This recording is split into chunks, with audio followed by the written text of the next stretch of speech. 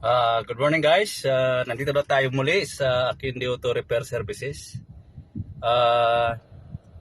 Bibigay ko lang sa inyo yung feedback regarding sa Wigo na nag-misfire sa cylinder number 1. Ngayon nagawa na po natin.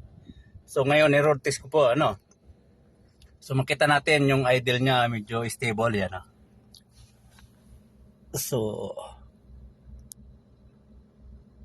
nakita ba natin?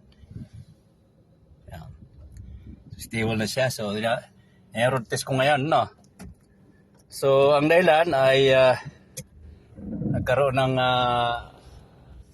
lost connection, So, yung wire ay naputol. Then, nirepair natin yon. Then, yung socket ng mga injector ay pinalitan natin. Although, kahit isa lang yung may sira, sinabayin natin yung tatlong injector, pinalitan natin ng socket.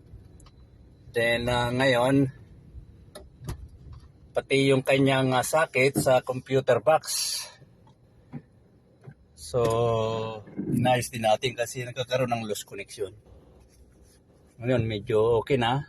So, actually, yung una, medyo nalito rin ako kasi dalawang duda ko Yung isa ay wiring nga.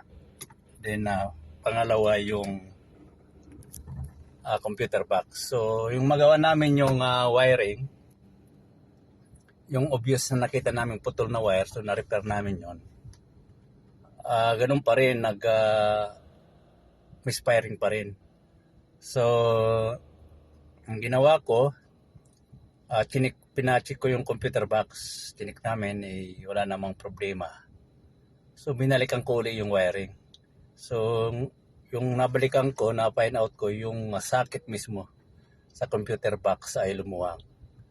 Lumuwang yung particular na yung circuit sa injector cylinder number 1. So yun ang nirepair natin. So far sa ngayon, okay naman. Nasa kalsada ako. Tinetest ko yung performance kung okay na. So guys, sana may natutunan tayo. Maraming salamat sa iyo lahat. Thank you very much. Bye-bye.